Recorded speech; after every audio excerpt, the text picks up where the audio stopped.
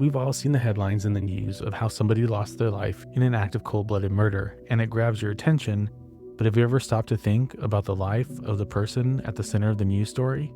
These victims were way more than a salacious headline. I'm Eric Carter-Londine, and my podcast, The Murder in My Family, dives into some of those stories to help listeners get to know the person who was lost, and how their death affected those closest to them.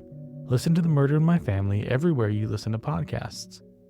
Visit Avery.com, A-V-A-R-Y, for the most up-to-date news and information on Team Avery.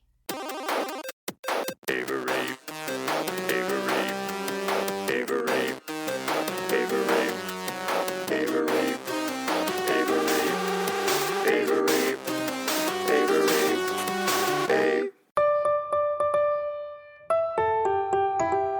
This is The Gala Show. I'm your reporter on the beat, Gala Avery. On this episode, you may know my guest from his commercials for companies like Jordan Brand, Stella Artois, Nike, and Intel. Or maybe you'll know him as a writer and producer on the 8-part miniseries More Than an Athlete from ESPN, which chronicled the rise of athletes such as LeBron James, Rich Paul, Mav Carter, and Randy Mims. But if you don't know him from those, you're about to know his name, as his film The Line, starring Alex Wolff, premiered at Tribeca 2024. It's an intimate view of the fraternity life in Georgia, and honestly, it will have you at the edge of your seat, biting your nails as you see the world before you unravel. Today on The Gala Show, I have director Ethan Berger on the mic. Hey, Ethan. Hey, thank you so much for having me. I appreciate it. I'm excited to be here. So, before we bring up the topic for today, I have a question for you, which I feel like we might end up just like bleeding into the topic. So if this is too close to like what we're going to be talking about, let me know. But what was the movie that got you interested in filmmaking? Yeah, I think. Great question.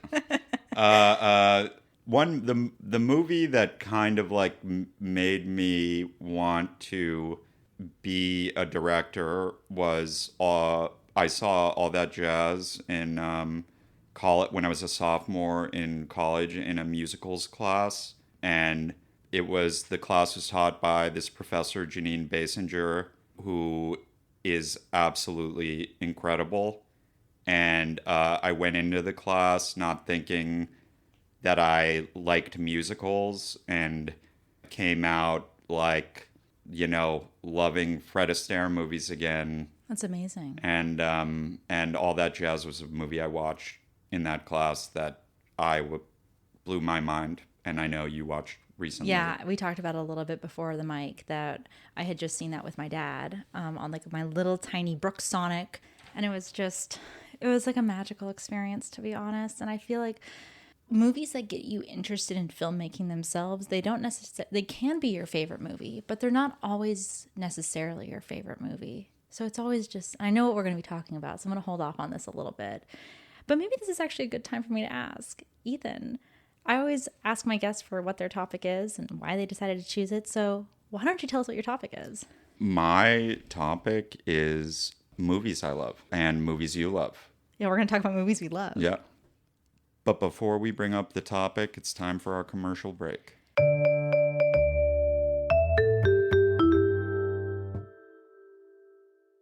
Back by popular demand, the Video Archives merch store is up and running. Get your favorite t-shirts, hats, notebooks, stickers, and more at videoarchivesmerch.com. You know me. I write all my notes in the Notes on Cinema notebook, the Gala edition, of course. Check out videoarchivesmerch.com to get yours today. This is Leo Skepi, and this is your official invitation to listen to my podcast, Aware and Aggravated. I discuss self-improvement beyond the surface level. I break things down psychologically, spiritually, and emotionally with some of the most unique and refreshing perspectives that I've ever found. And sharing them has changed so many people's lives already just from listening. I speak realistically with brutal honesty because that's what gives people the boost they need. A boost in confidence, energy, discipline, and overall acceptance and love for yourself. Everything is about to get better. So subscribe today. Aware and Aggravated.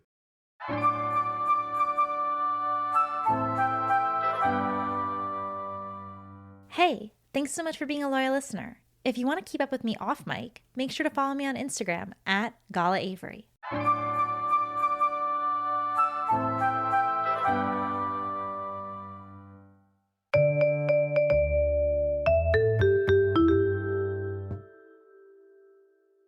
And we're back.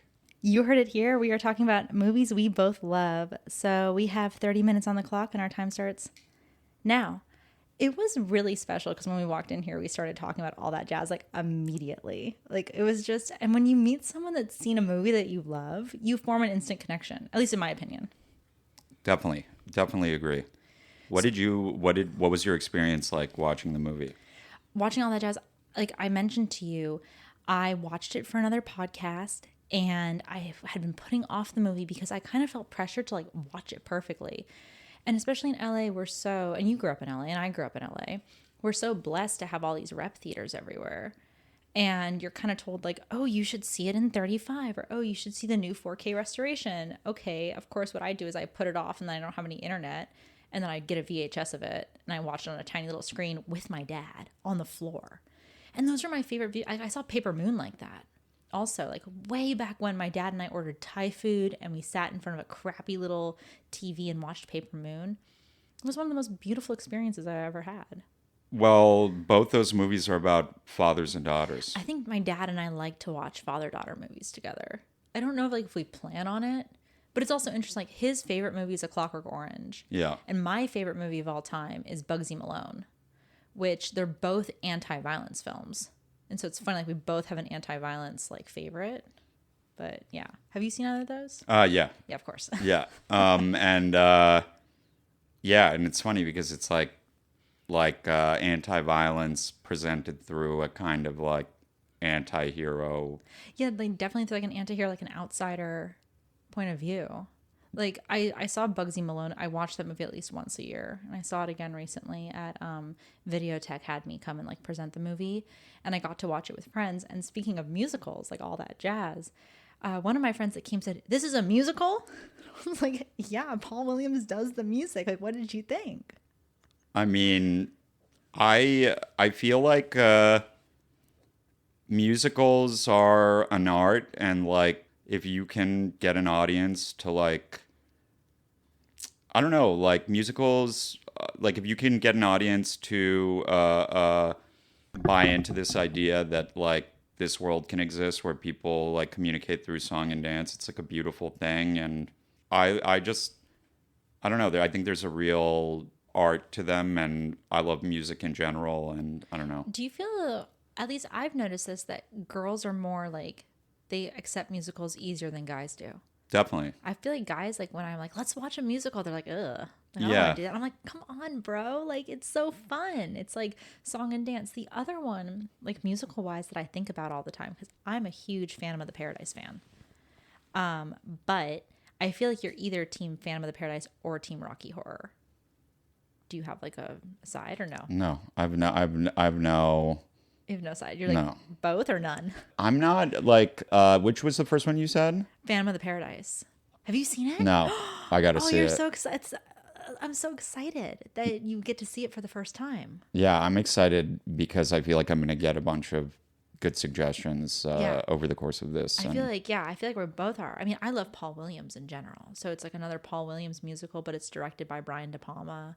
And it has like some of my favorite character actors are in it, like Garrett Graham. I'm a huge Star Trek fan. I don't know if you like Star Trek, but I'm a huge Trekkie. And so he plays like Quinn, one of the Qs, like wants to die. And so I always loved him like growing up. And so seeing him as Beef was like a huge, like he plays like a glam rocker. It was just like super fun for me. And then Rocky, I'm not a huge Rocky Horror Picture fan. I feel like some people are, but I don't know. I feel like I haven't seen it in a long time. yeah, you might need to. So what's like another movie that you love? Well, I like. I mean, there's so many. I love Pedro Almodovar. Yeah. I think that from The Flower of My Secret to like Voltaire, he makes like I don't know if it's like 10 amazing movies in a row. Well, also it's his color theory in the Yeah. movies. Like I can't think of another director that pops color like that.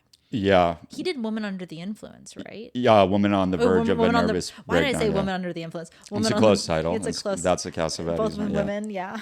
Um, But uh, Woman on the Verge of a Nervous Breakdown is like a brilliant movie. the Gazpacho, Yeah, the gazpacho, but also the use of red. the use of, and the poster too, because the poster clues you into exactly what you're going to be getting in the movie. And I watched that with like a friend of mine who wasn't a film guy at the time, but like has come to love movies now and like understand. And his mind was blown seeing that. I think he had never seen anything. And then we went to the Academy Museum together when they had the exhibit. Oh, you went? Yeah, I went. Yeah, did you get to go to that? I didn't get to go, and I wish I did, but I've seen like all of his movies and read his like the book Almodovar or whatever Do you think that's your favorite director? of all time. Yeah, of all time, yeah. I mean, that's also a definitely big he's up question. there. He's up there. He's up there. All About My Mother is another one of my absolute Yeah. favorite movies that I just had the opportunity to see again at Vidiot's. Yeah. That like I find it's so moving. I don't know. It just I feel like and I feel like what you said about his colors are right. Yeah.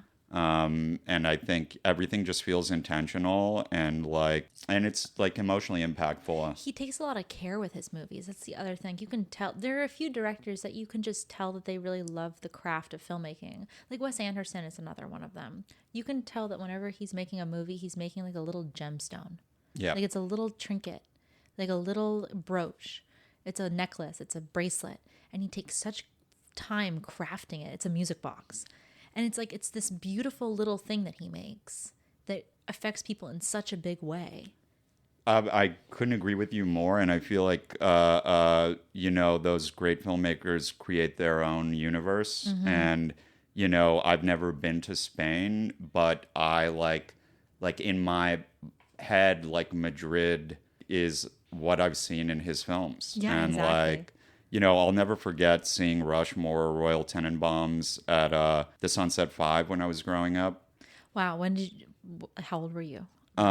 What year was Tenenbaums in 2002 or so? I must have been in I don't know. I was born in 1988, so I don't remember when Tenenbaums was made, but I remember seeing it and being so moved by it. Is that your favorite one of his, you think?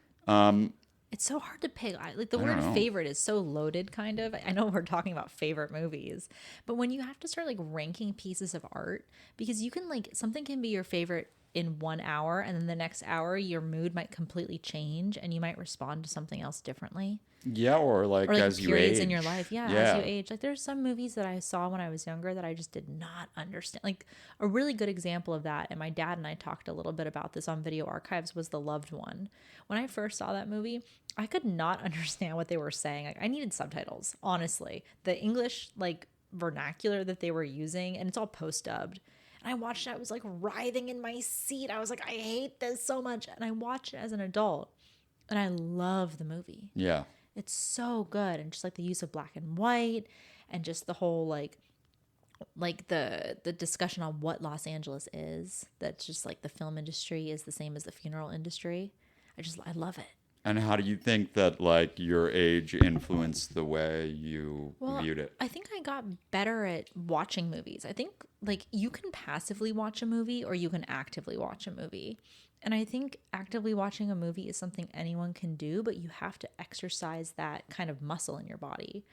Yeah, and you start picking up on things when you learn the vocabulary of filmmaking, or how this actor where in their career it lands, or the director the fact that he was coming off a huge success so he could make any movie he wanted, and he chose to make this. And that's what you're supposed to do when you have a huge success, is you make your passion project. You make what you would never be able to make ever again.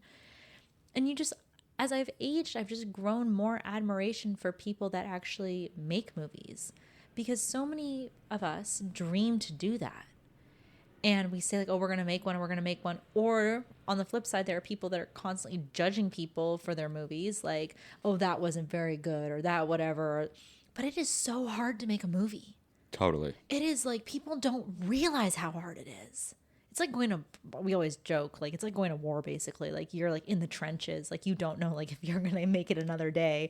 Like, everyone around you becomes like your army, your family. And like, as a director, you're in charge of all of them. No, totally. And, you know, you got to make it worth their time. Like, time's all we got. Yeah, exactly. How long was your shooting schedule for the Our shooting schedule was 17 days. That's a pretty quick. It was very quick. That's pretty quick. Yeah, it was very, very Wow. quick. And you guys got a lot out of the 17 days. Yeah, we got a lot out of it. And, you know, I feel like you said, it's really hard to find yourself in that position. And when you have an opportunity, it's like you have to make the most of You it. just take it. What movies do you think, like, of your favorites influenced This one? that one? Yeah. Well, one other thing I wanted to say also Yeah. about Almodovar Oh, yeah. that I thought about when you were just talking is like one thing I find incredibly inspiring about his career is like he's on this ascent and then he makes this movie called Kika, which is like received badly and is probably my least favorite of all his movies. Interesting. In 1993, and then immediately after makes all of my favorite movies consecutively. Interesting. Do you think that it was like because it was poorly received, did he like kind of switch what he was doing?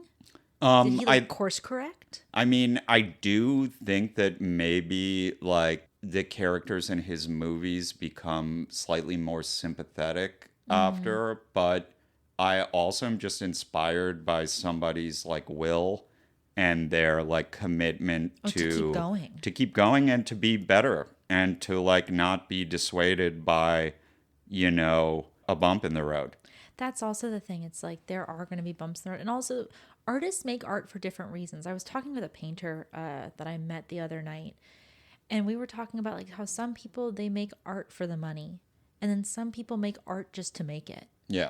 And you can kind of tell when people are making art for the money and when they're just making it, because when they're making it just to make it, like that you feel their whole soul in it.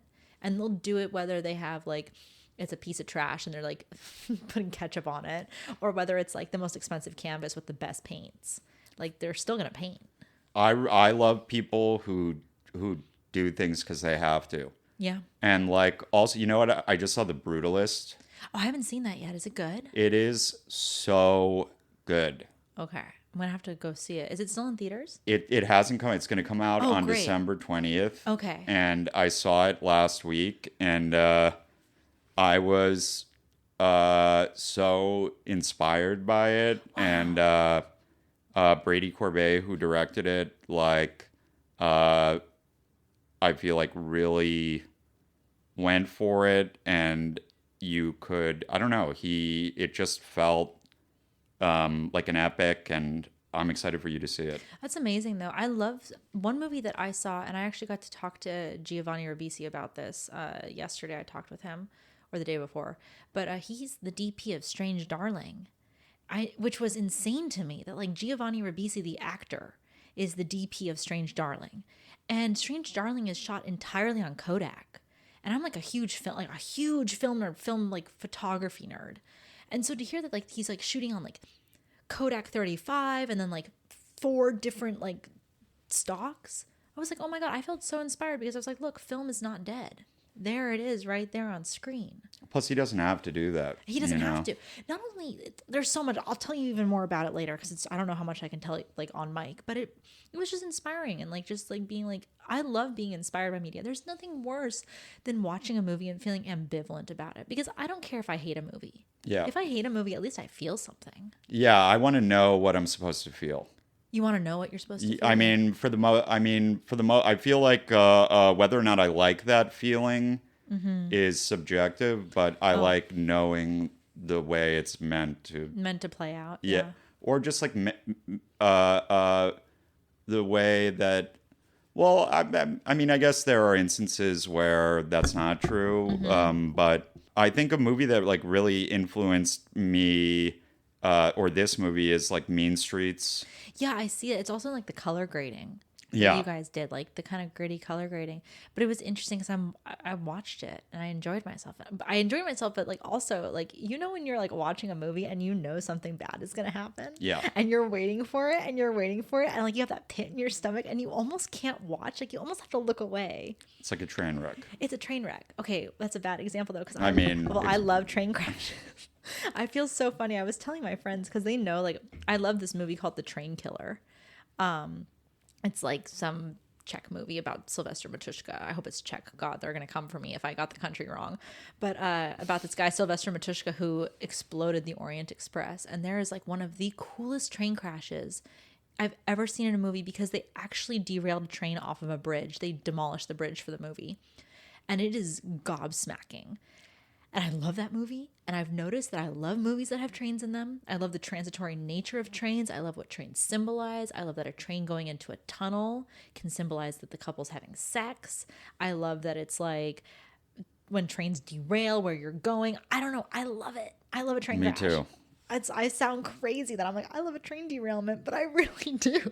I mean, I just feel like trains are such like cinematic. It's such a cinematic space. And also it's so like, I don't want to say American because like we don't really, I would not attribute a train with America necessarily. I mean, we did have trains at one point, but it's almost like a very romantic feeling to like be on a train. Like you have a train car and like the characters are in this submersible bottle. They're stuck forced in, to interact, and which they're is a forced to dated, interact. Yeah, which is dated thing. idea. Yeah. How do you like? Where do you go see movies? Like, do you go to the rep theaters or do you? I go to Egyptian, to Vidiot's, to the Arrow. I go, and then I go to all the, all of them? you know, Grove and Yeah. So you're not whatever. like pick because some people I know are like picky about like where they see a movie. No, I'm not. I'm definitely not. No, As you can probably tell. No, but like as you said, like your experience of watching all that jazz was like Oh, it was as fulfilling as yeah, and it was one of the best experiences I've had. And my Paper Moon experience, and I think about other experiences.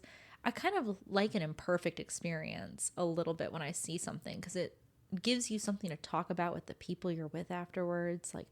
Or like you remember like, oh yeah, like when I saw Sorcerer at that place, like it was so hot in the theater, or like, oh, these people, and it's not great when it happens, but then you remember and you're like, oh yeah, like that time I saw it, or that.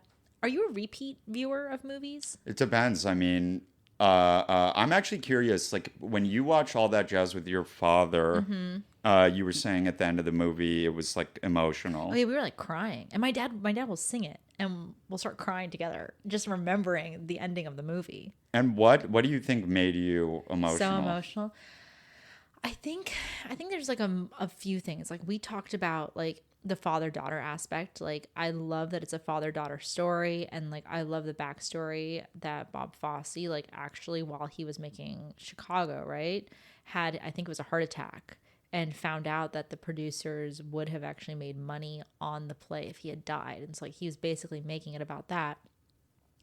And watching the final sequence, of course, spoilers for all that jazz. If people haven't seen it, they need to go see the movie. Like pause right now and go see it. But at the end of the movie, it's so emotional because you're crying, but not because you want him to live because he's a good guy, but because you want him to live because everyone around him loves him so much. Yes. That's the weirdest part about the movie because he's actually happy to die. Like he's ready. He's kind of been hurling himself towards death. Really who you're crying for is like his daughter, his girlfriend, or his ex-wife. That's who you're really crying for. I don't believe you're crying for the girlfriend. She's kind of moved on. But you're crying for his ex-wife, his daughter, and yourself as the viewer. I feel like he realizes at the very end. Mm-hmm. Like, and it's like too late. Yeah. I think that's how it is with most people though. Yeah, no. And you know what movie reminds me of all that jazz is Pain and Glory.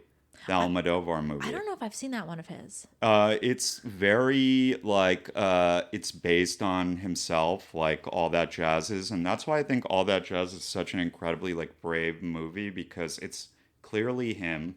Mm-hmm. He's editing Lenny in the movie. Pain and Glory is the one with Antonio Banderas where he's playing Almodovar, and he's like director at the tail end of his career who's dealing with health issues and a drug addiction. Mm-hmm. I'm gonna have to see this then. It's really good. I love like movies that directors do about themselves, like Hope and Glory. The John Borman film. It's about his time growing up during, I think it's World War II. And like basically like, yeah, life sucks during war, but it's just like, it's an amazing experience watching that because it's so terrible. Like the bombs are being dropped on them and like there's rubble, but there's a jar of jam and you all take turns taking a bite. Or like you're down by the river and like you're walking along the river and you still have these childhood moments and it's just like really touching. But I love director movies about themselves. And De Palma has a few of those, like where Keith Gordon plays him, and he's also playing Bob Fosse as a kid in All That Jazz. Oh, really? Yeah, it's Keith Gordon playing him like in that kind of flashback sequence where like he's on stage like at like is it like the stripper house or something? Yeah, like, yeah. That's Keith Gordon, and Keith Gordon plays De Palma in like 2 different movies. So he's like always playing these directors. I think it's really fascinating. That is interesting. I'm trying to think of another movie that's like kind of like, Au revoir les enfants, the Louis Malle movie. Yeah. I love that. I feel like to get like on the subject of Mean Streets too, I feel like, you know, a reason that was like a big influence for me with this movie is just like, I feel like Keitel and De Niro's dynamic is the dynamic like similar. between them. Yeah, that was like one thing I was really interested because like when you see the and I actually think like I don't want to say the marketing of the movie because that's not what I mean, but like the description on Letterboxd, I'll use that. The description on Letterboxd I think leads a little bit astray. What for does your it movie. say? It says that it's like when he meets the girl, his life is like changed. And No. I'm going to go on there and actually update it because really the movie is about the dynamic between the 2 guys. And Yes. it's such a good dynamic. And it's like, and I don't want to give any spoilers for your movie because I want people to watch it and I want them to watch it the whole way through. But the dynamic between those 2 guys is really the most special, important thing. And I'm always curious, like I'll watch the movie and I'll read the Letterboxd description kind of to see like what are they prepping people for. Right. And the Letterboxd description puts an emphasis on like when he meets her, he like changes his mind about the fraternity and stuff. And I'm like, no, that's not what happens. Yeah, no, it's all I about mean, the 2 guys. The totally. movie, it's just as much about Alex Wolff's story, but like also Bo Mitchell. Like Yes. it's so much about him and his transformation too. Yeah, it's kind of about Alex being caught between Bo Mitchell and Austin Abrams' characters, and realizing that it's a war that he doesn't really want to be in. Yeah, and it's also just like I also love that. I love this in movies where you have a character that's kind of pretending to be something they're not. Yeah, totally. 100%. And they're doing it either to fit in, because we've all been in that situation, I feel, Yep. where you kind of have to change yourself to like fit in. And like, okay, like I'm not ashamed to be from LA, but I could imagine a world where it's like you go somewhere and it's like, oh, you're from LA. Like, ugh, and like you have to kind of hide that part of yourself.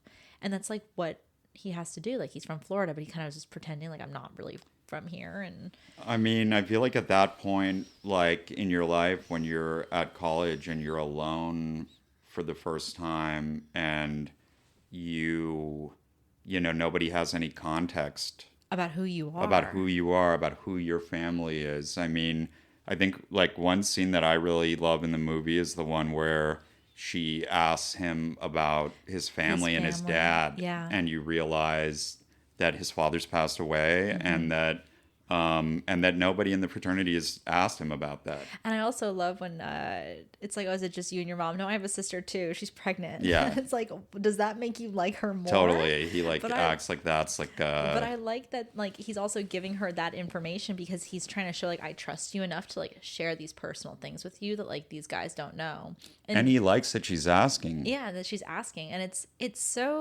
like these little character moments that, like, make a movie special because it's just, like, these, like, little tiny things that it's like, oh, yeah, like, they don't know. You know what I think is a really important moment is there's this moment after he reveals that his father's passed away where he asks her about her relationship with her father. Yeah. And he thinks that she's being quiet to accommodate him when she's just thinking about her answer. And I think that it's a really important moment in the context of the movie because her character is not there to accommodate him. At all. Yes. That's one thing I admire about her character, actually. She has her own trajectory entirely. It's almost like she's like living a completely separate life, a completely separate path from them, and almost is like, I'm not involved at all in this. I'm just here like to get what I need and I'm done. And that's what he's incapable of doing. Yeah. It's a really good mirror. It's interesting. So you were influenced by Mean Streets. Did you have other ones too? Yeah, Last Detail was a big influence. What's Last Detail? I don't know. It's this Hal Ashby movie with Jack Nicholson and Randy Quaid, where basically Jack Nicholson has to take Randy Quaid is like fellow naval officer who's like Jack Nicholson has to take on the train to lock up because he's trying to like get out of service. Nicholson's performance is really interesting, and I feel like he plays this career naval officer who's like there because he can't really fit in to society. And there's this thing that happens kind of well, first of all, the staging in this movie is absolutely incredible. And like I feel like Nicholson and him like end up like visiting all these like brothels and stuff, but Nicholson is always like more interested in Randy Quaid's experience than in any of his interaction with and it just feels like I don't know, it just feels like he's hiding something. Were you in a fraternity? Did they have fraternities? You were at Wesleyan, right? Yeah, I was not in a fraternity. I lived next to Beta Theta Pi. Beta Theta Pi? Yeah. It's funny. I think I always joke. I wanted to see. I think there's a sorority called Kappa Kappa Kappa. I mean, that would make Kappa's one of the words. One of the words, yeah. Yeah. I would have no idea. Whenever I do like 2 truths and a lie, my lie is always that I was sorority co-head. Really? It's always my lie. And people usually think I was in a sorority. No, I was not in a sorority. Did you have any exposure to them? No, I didn't. I did Harvard's extension program. So I was off campus, which was like really great for me because I was like working during school. So I had like an interesting college experience. I never expected to go to college. I never wanted to go to college. And then I met an actress who was taking classes through extension. And my mom begged me. She was like, oh, please take a class. I was like, okay, I'll take one. And then 7 years later, I got my degree. And I was supposed to go on campus for part of it, but COVID happened. So I got my on-campus credits during COVID. And then I just graduated. I never stepped foot on campus. I mean, when I was in college, let me tell you, fraternities were huge. Yeah. Not necessarily at my school, but most of my friends who went to state schools were in them. And I don't know, and hazing is real. Yeah, it's real and it's scary. My brother went to a boarding school in Carpinteria for high school. Yeah. And they hazed in that boarding school. And like the stories I've heard, and there are like, I won't repeat them because some of the sons are like sons of people I know in the industry and stuff. But man, if I see those people in public, I'm gonna be like, I know what you did. Yeah. Like, just so you know, I know what your son did, and I know what like he did, and it's intense. People should not do that to each other. No, they should not. No, and I'm glad that we've kind of like turned a corner. I feel like. Do you think we have? No. Okay, yeah, because that look you just gave me, people can't see it, but the look you just gave me when I'm like, yeah, we turned a corner.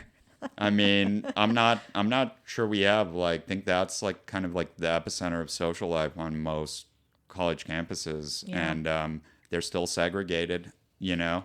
Also, I have to ask, in the movie, she says on the weekend that she went and watched Enter the Void. Yeah. How did you pick that one for her to watch? Yeah, I feel like it's characterization and just like gives you a sense of her and frames her in a certain way that like makes the rest of it feel more legible. Actually, when she says, oh, I saw Enter the Void, you're like, okay, I know everything about you. Can I say one more thing to you that I think is like the thing that influenced me most for this movie? Yeah. Is like, okay, when I got out of college and wrote the first draft of this script, I was at a point in my life where I was watching a lot of Paul Thomas Anderson's movies, and I realized that and his movies have really influenced me, and I really appreciate him. And movies like Hard Eight, Boogie Nights, The Master are all about characters, I feel like, who like take some issue with their family and try and reconstruct a familial unit in a new way that appeals to them, only to realize that there's another set of issues that comes along with that. And I feel like fraternities were something that I saw in my real day-to-day life that reminded me of the sort of movie Paul Thomas Anderson made. And then as my like perspective evolved over the years, I was able to integrate whatever I had observed or learned to try and like not make it something that's just derivative of somebody else's work. So I know the timer went off, but I have one other question about the movie before I wrap it up with you. Yeah. Do you feel like you have like a self-insert in the movie? Like, did you feel like you put yourself into one of the characters? I think there's like a part of me in a lot of the characters, and people who know me have observed that they say that the most me moment in the movie is when he hugs his mom before the credits, because he does it kind of with his shoulder. Yeah. And I have like a weird way maybe of, I don't know. People have just like commented. Did you direct him to do it like that, or did he just kind of do it? I don't know. I don't think I did. Yeah. I don't know. I love that though. Yeah. Thank you. So that's all the time that we have for today. But Ethan, is there any final thought you want to share with the audience? I would love it if you would see The Line in theaters, and I feel lucky to be here and lucky to have it come out, and I hope to make another soon. Thank you to my guest, Ethan Berger, for coming on to the show. If you'd like to keep up with Ethan, you can do so on Instagram at Ethan Berger or on his website, eaberger.com, and go see The Line in theaters October 25th.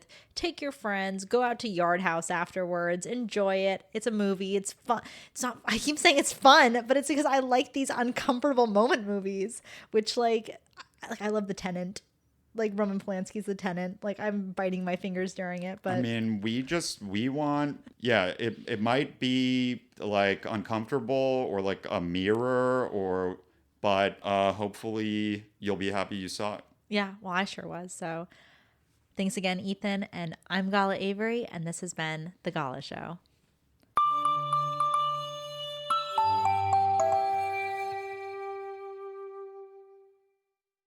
The Gala Show is brought to you by Avery.com.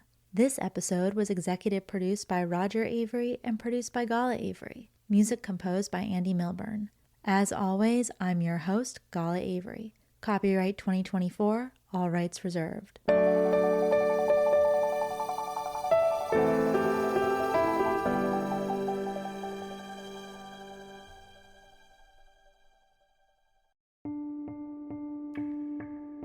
Despite me sharing the same last name with this charity, I don't have any affiliation with it, besides the fact that the issue is very near and dear to my heart. Did you know that in the United States, 2.7 million children currently have a parent in prison, and it's estimated that 10 million children have experienced parental incarceration at some point in their lives? I was one of these kids, and as an adult, I am really grateful to be able to give back to Project Avery. Their mission is to build leadership from within by supporting community through programs such as mentoring and outdoor education, and also to remove the stigma surrounding having a parent that's incarcerated. You don't have to feel alone. If you know a kid who could use these resources or would like to donate money or time to the charity, please go to Project Avery, that's AVARY.org, to check out what this amazing charity is all about. Again, that's projectavery.org. Thank you guys from the bottom of my heart.